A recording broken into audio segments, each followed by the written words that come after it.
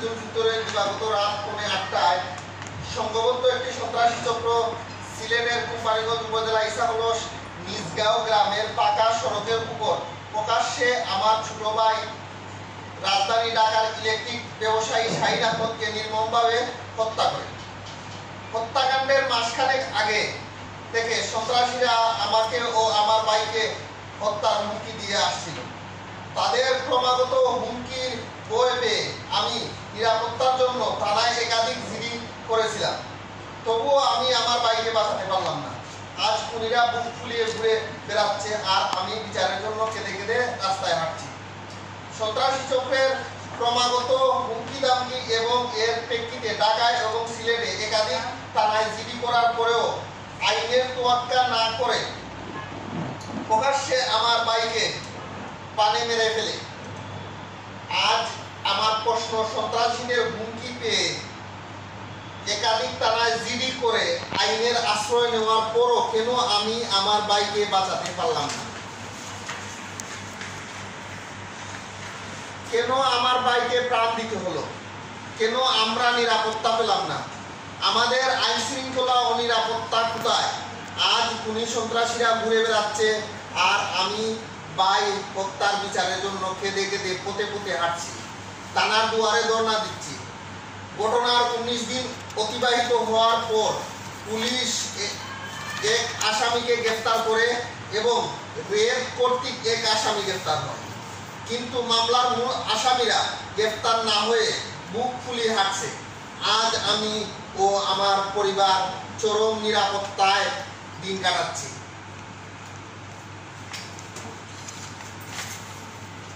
এক ভাইয়ের প্রাণ হারিয়ে আমি একদিকে সুখে মোহমান, অন্যদিকে নিজের নিরাপত্তা নিয়ে শঙ্কিত। সুপ্রিয় সাংবাদিক ভাইরা, আমার বাড়ি কোম্পানীগঞ্জের উপজেলায় নিজগাঁও গ্রামে হলো। বিগত 20 বছর ধরে আমি ঢাকায় অবস্থান করে ব্যবসা বাণিজ্য করে আসছি। আমার ব্যবসায়িক প্রতিপক্ষ একই গ্রামের রজব আলীর পুত্র আনোয়ার হোসেন এবং শাহেদ আহমদও ঢাকায় অবস্থান করে একই ধরনের ব্যবসা করে আসছে। পূর্ব শত্রুতাবশত তারা আমাকে প্রাণে মেরে ফেলার পরিকল্পনা স্বরূপ 11ই মার্চ 2024 এলাকার কুখ্যাত সন্ত্রাসী ও তাদের বারাটে খুনি মরম আলীকে ঢাকায় ডেকে নিয়ে গত রমজান মাসে 1ম ও 4র্থ তারিখে আমাকে প্রাণনাশের হুমকি দেওয়ায় বাধ্য হয়ে আমি 31শে মার্চ রাজধানী ঢাকা বংশাল থানায় জিডি করি। পবিত্র ঈদুল ফিতরের সময় আমি ঢাকা থেকে গ্রামের বাড়িতে আসবো জেনে সংঘবদ্ধ সন্ত্রাসীরা আরো বেপরোয়া হয়ে ওঠে।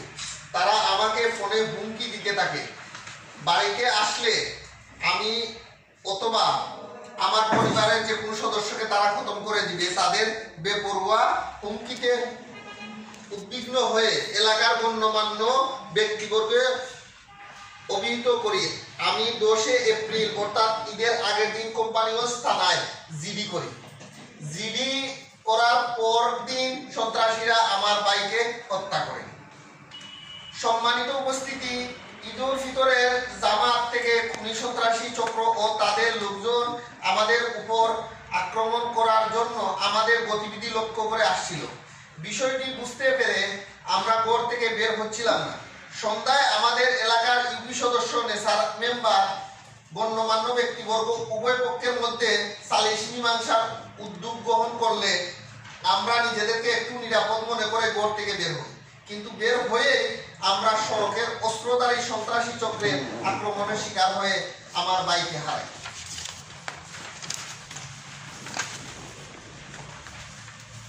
সুপ্রিয় উপস্থিতি, ঘটনার পরে আমরা জানতে পারি ঈদের দিন দুপুর 1 থেকে বিকাল 5টা পর্যন্ত খুনি সন্ত্রাসীরা ইসাকলস নিজগাঁও রায়দুরি টিলায় গোপন বৈঠক করে। ওই বৈঠকে তারা আমরা দুই ভাইকে প্রাণে হত্যার পরিকল্পনা ও সিদ্ধান্ত গ্রহণ করে। সন্ধ্যায় সালিশ মীমাংসার উদ্যোগের ফলে আমরা নিজেদেরকে একটু নিরাপদ মনে করে বোনের বাড়ি রওনা হই। পথে একটু এগুতেই শফিক মিয়ার দোকানের সামনে সন্ত্রাসীরা আমাদের উপর অতর্কিতভাবে হামলা করে। ওই হামলায় আমি ও আমার চাচা আমির আলী বেঁচে গেলেও সন্ত্রাসীদের হাতে নির্মমভাবে প্রাণ হারায় আমার ভাই শাহিদ। সম্মানিত উপস্থিতি, 11 এপ্রিল কোম্পানিগঞ্জ থানা আমি বাদী হয়ে 10 জনের নাম উল্লেখ করে অজ্ঞাতনামা আরো কয়েকজন আসামি করে হত্যা মামলা দায়ের করি। মামলার পর থেকে আমি লক্ষ্য করে আসছি পুলিশ মূল আসামি আনোয়ার ও সায়েদকে গ্রেফতার করতে গড়িমসি করছে। এই আসামিদের সঠিক অবস্থান পুলিশকে জানানোর পরও রহস্যজনক কারণে তাদেরকে গ্রেফতার করতে পুলিশ কোনো তৎপরতা চালাচ্ছে না। এই সুযোগে আসামিরা ঢাকায় বুক ফুলি হাঁটছে আর ব্যবসা করছে, যা আমার মামলার বাদী ও নিহতের ভাই হিসাবে আমার নিরাপত্তা ও প্রাণের জন্য হুমকিস্বরূপ। আমি মিডিয়ার মাধ্যমে পুলিশ প্রশাসন, আইন শৃঙ্খলা রক্ষাকারী বাহিনী ও সরকারের কাছে আমার ভাই হত্যাকারীদের বিচার চাই। অবিলম্বে খুনি সন্ত্রাসীদের গ্রেফতার করে আইনের আওতায় এনে দৃষ্টান্তমূলক শাস্তি দেওয়ার দাবি জানাই। পুলিশ মূল আসামি আনোয়ার সাহেবকে গ্রেফতার করতে গড়িমসি করছে, কেন করছে তার কারণ কি? ওদের পূর্বে থেকে ওরা এলাকায় শক্তিশালী, পূর্বে ওরা সন্ত্রাসী হিসাবে চিহ্নিত, কারণ ওদের নামে একাধিক মামলা মোকদ্দমা আছে আর ওরা এলাকায় খুবই প্রভাবশালী। এখন পুলিশের আমরা বিভিন্ন সময় ঢাকায় অবস্থান করে কোন জায়গায় অবস্থান করতেছে আসামিরা, আমরা ওনাদের সঠিক ইনফরমেশন দেওয়ার পরেও পুলিশ তৎপর কোনো পদক্ষেপ নিতেছে না। এর কারণ ওনারা আপনাদের মাধ্যমে আমার পুলিশের কাছে প্রশ্ন, ওনারা তৎপর না কেন, সঠিক তথ্য দেওয়ার পরেও ওনারা কেন আসামিদের মূল আসামি 1 নম্বর আসামি ওদের বারাটিয়া খুনি টাকার বিনিময়ে বিভিন্ন সময় পূর্বেও এরকম করছে। আমার কাছে পূর্বের মামলার অনেক কাগজপত্র আমি সংগ্রহ করতেছি এবং কিছু আছে। এখন ওরা হলো মূল পরিকল্পনাকারী এবং হত্যাকারী, কিন্তু ওদের পুলিশ কোনোভাবেই ধরতে চায় না। আমি রেবের মাধ্যমে 8 নম্বর আসামিকে ধরার পরে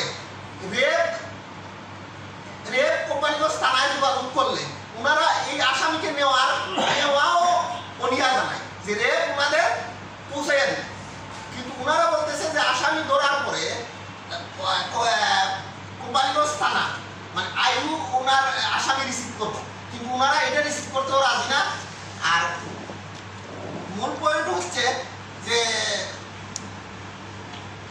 আইন শৃঙ্খলা বাহিনী যারা এই মামলার আইউ এবং থানার ইনচার্জ, ওনাদের আমরা ইনফরমেশন দেওয়ার কারণে দেওয়াতেও ওনারা আসামি ধরছে না, আসামিদের সুযোগ করে দিতেছে ফিরে বেড়ানোর জন্য, এবং ওনাদের ব্যাপার যে ওনারা কি জন্য এরকম করতেছে। এই কারণে আমি